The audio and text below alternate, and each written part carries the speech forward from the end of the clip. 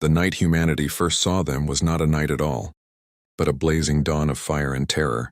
Over every major city, the stars themselves seemed to peel open, revealing monstrous shapes descending through the atmosphere. Colossal ships, each the size of mountains, bled fire into the sky as their engines ripped through the stratosphere. People froze in the streets, their hearts pounding as the heavens turned crimson. Humanity had always wondered if we were alone, but no one had expected the first answer to come like this, without warning, without peace, without mercy. Broadcast from every continent captured the same scene. Black metallic leviathans blotting out the sun, followed by a silence so complete it seemed the planet itself was holding its breath. And then came the sound, the unholy roar of alien war drums. Vibrations transmitted through the atmosphere itself. Windows shattered. Birds fell dead from the sky. Babies wailed as mothers clutched them tighter. For the first time in living memory, billions of human beings felt the same emotion in unison, raw primal fear. But even in that fear, a seed of defiance stirred. Humanity had always survived by clawing its way through disasters. This, many would later say, was the moment when the world realized the only way forward was to fight back. When the aliens landed, they did not come as explorers nor as diplomats. They came as conquerors. Entire districts of New Delhi, São Paulo, and Lagos were leveled in hours by weapons that distorted reality itself, turning concrete into dust and steel into molten rivers. The invaders were reptilian giants armored in living chitin, their eyes glowing like molten coals. They marched through ruined streets as if the earth already belonged to them, their weapons singing with plasma and fire. Humanity's militaries responded with everything they had. Fighter jets screamed through smoke-choked skies, tanks rolled across cratered highways, and missiles streaked upward like angry spears. But the aliens were ready. Energy shields flared to life, shrugging off warheads as though they were pebbles. Squadrons of human aircraft were ripped apart midair by invisible, gravitational distortions. Soldiers on the ground, brave but hopelessly outmatched, fell in waves. Yet even in those first crushing defeats, the aliens learned something about humanity. They expected surrender. They expected kneeling. But instead, they were met with defiance, small units of soldiers fighting to their last bullet, civilians hurling Molotovs from rooftops, entire neighborhoods refusing to evacuate just to slow the enemy down.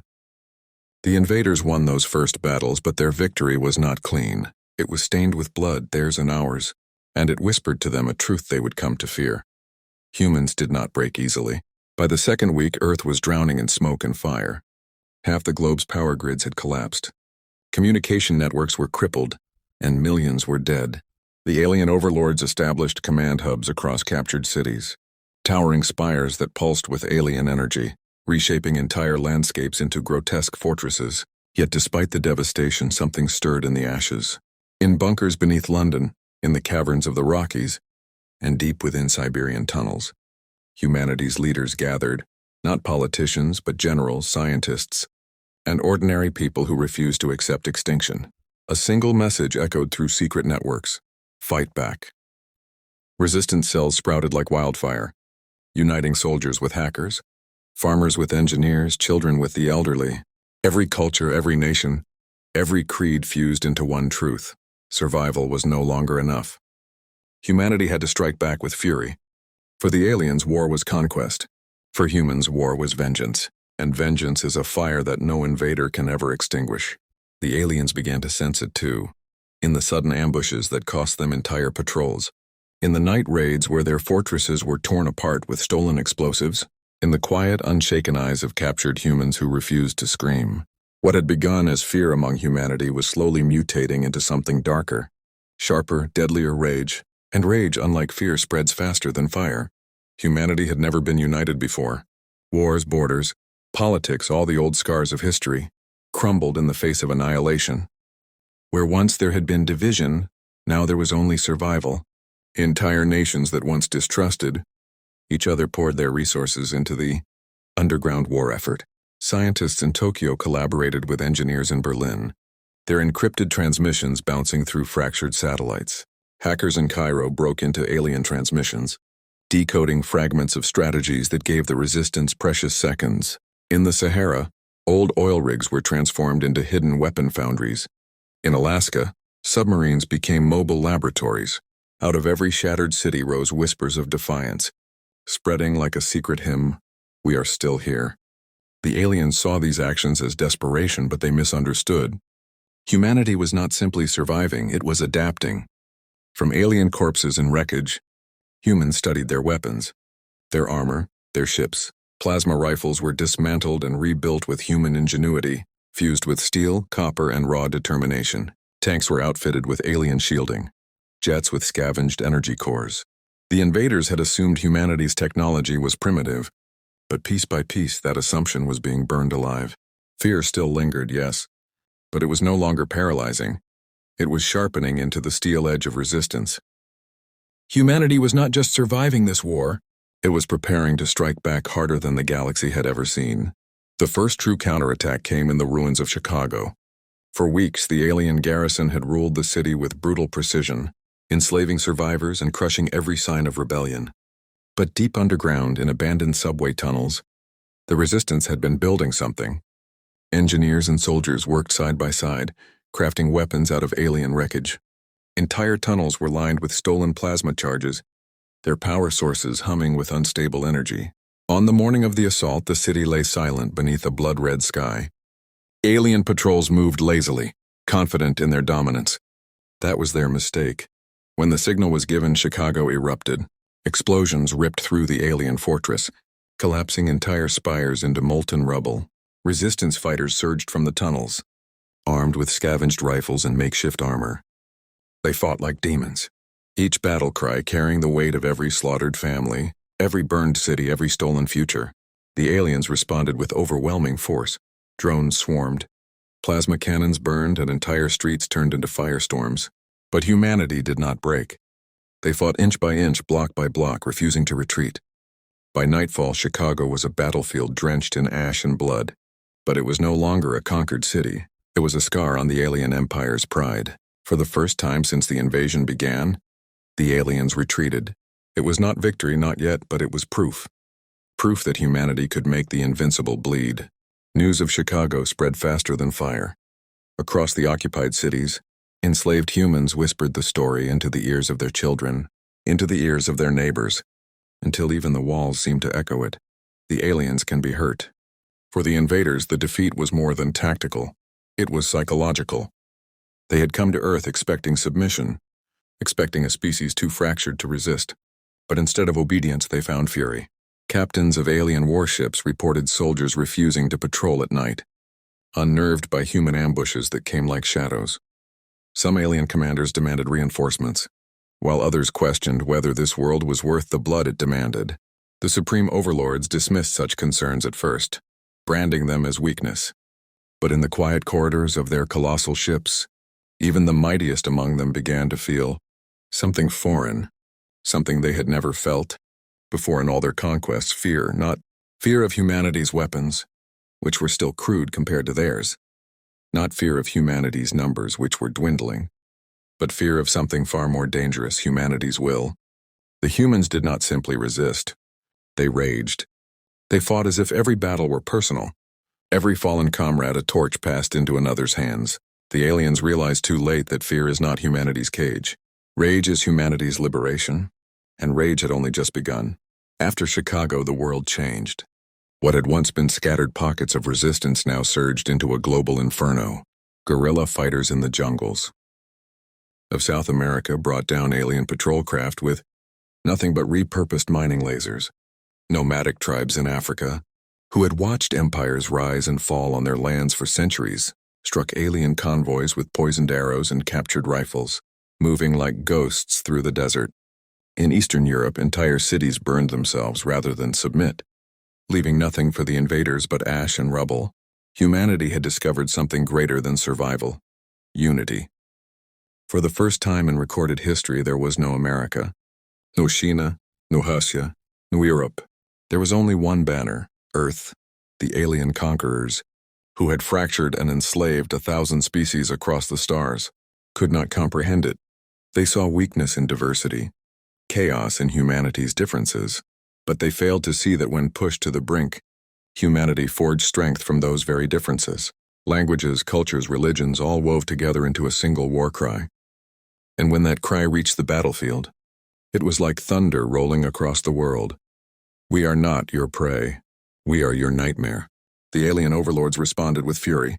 Orbiting fleets rained fire upon Earth, scouring forests, oceans, and mountains with weapons meant to erase civilizations in minutes. Whole cities were annihilated, their populations vaporized before they could even scream. In South Asia, a single strike burned the Ganges dry, leaving only a wasteland of glass. In South America, the Amazon rainforest became a blackened graveyard. Yet the more the overlords tightened their grip, the more resistance slipped through their claws. For every city reduced to ash, a dozen resistance cells rose in the ruins. For every massacre, 100 humans swore vengeance. Alien propaganda declared Earth broken and conquered, but their soldiers knew better. Patrols began to move in larger groups, too afraid to walk alone. Some even carved protective symbols into their armor, primitive talismans stolen from the very humans they despised. And still the humans fought on, each act of defiance carrying a message: we may die, but you will never sleep without fear again. The overlords had wanted obedience. What they received instead was a war that bled them, inch by inch, until even their mighty fleets began to wonder how much blood this single world was worth. In the heart of the Rocky Mountains, buried beneath reinforced bunkers, humanity's brightest minds worked on something that could change the war. They called it Project Fury.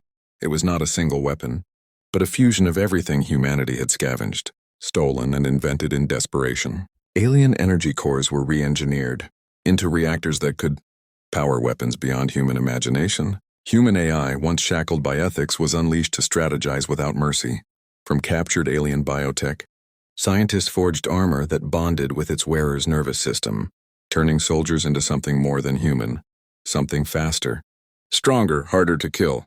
The crowning jewel of Project Fury was a ship, a monster of steel and fury built in the hidden shipyards of Antarctica. It was not elegant like the alien dreadnoughts, but brutal, angular, and overflowing with firepower. They named it the Revenant. It was not built to conquer the stars. It was built to deliver a single message to the galaxy. Humanity would not go quietly. The day the Revenant roared to life, shaking the frozen continent with its engines, the resistance knew. The age of fear was ending. The age of rage had begun. The Revenant's maiden mission was not chosen for strategy, but for symbolism.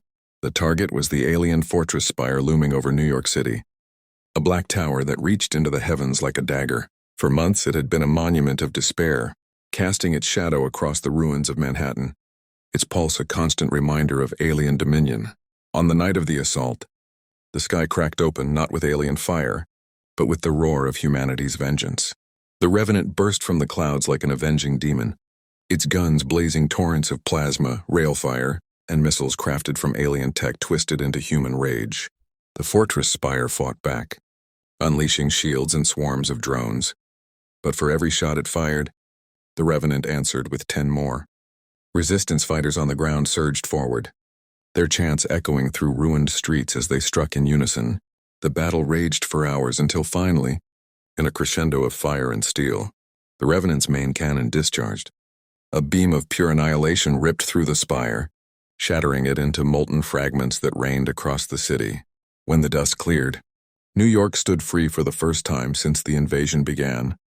The world saw the images broadcast by hidden cameras, and a single thought blazed across every human heart: we can win. The destruction of the New York spire sent shockwaves not just across Earth, but through the alien fleet orbiting above. Commanders who had once spoken with arrogance now whispered in their war councils, their eyes flickering with unease. They had fought countless species before, crushing them in days, enslaving them in weeks. But never had they faced a foe who grew stronger the longer the war dragged on. Never had they faced prey that turned predator. Reports flowed in from every front. Alien patrols wiped out by traps in the jungles of the Congo. Warships ambushed by human submarines armed with stolen plasma torpedoes. Fortresses bombed from within by enslaved humans who chose death over servitude. Morale among alien soldiers plummeted. They began to see shadows where there were none, to flinch at every explosion, to hesitate before entering. Ruined cities where the resistance always seemed to strike hardest. On alien homeworlds far across the stars, whispers began to spread. The humans are not like us, the humans do not break. For the first time in their empire's history, the overlords faced a question they had never considered. What if conquest was impossible? With New York liberated, the resistance surged like a tidal wave. From the frozen wastes of Siberia to the burning sands of the Sahara, uprisings erupted simultaneously, coordinated through a network of AI-driven communications the aliens could not crack. The Revenant became a symbol, appearing where least expected, striking with precision and fury before vanishing back into the clouds. Entire alien battalions surrendered rather than face another encounter with it.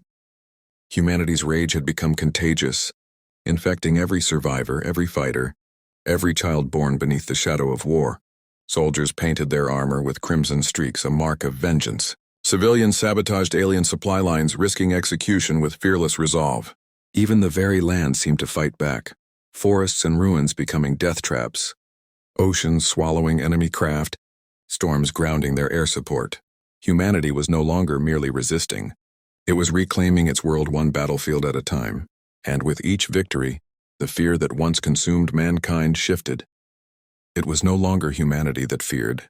It was the invaders, who now looked upon Earth not as a conquest, but as a nightmare they could not escape. The overlords, desperate to salvage their pride and empire, unleashed their full strength upon Earth. Dozens of dreadnoughts descended from orbit, blotting out the skies, their cannons primed to reduce the planet to rubble if it could not be ruled. Entire continents trembled under their bombardments. Oceans boiled where their weapons struck, and mountains cracked like brittle glass.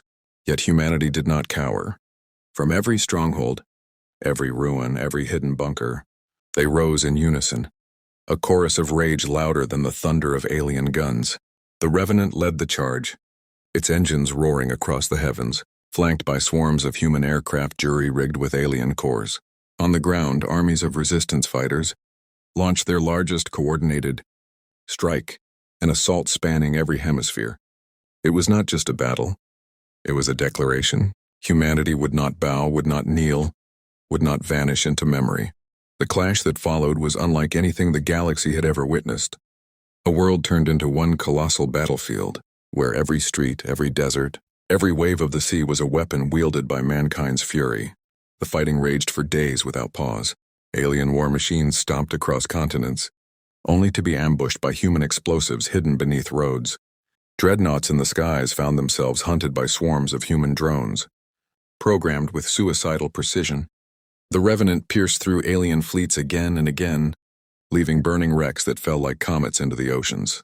The aliens fought with the arrogance of conquerors, but humanity fought with the desperation of a species that refused extinction. Every death only fueled the fire. Soldiers dragged themselves forward even when bleeding. Civilians hurled stones at armored patrols. Children passed ammunition to fighters with eyes hardened by loss. Humanity's rage became a storm, uncontrollable, unstoppable. And then came the turning point.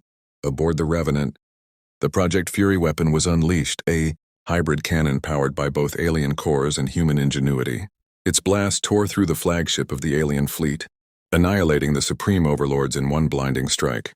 For the first time in their empire's history, the invincible had fallen.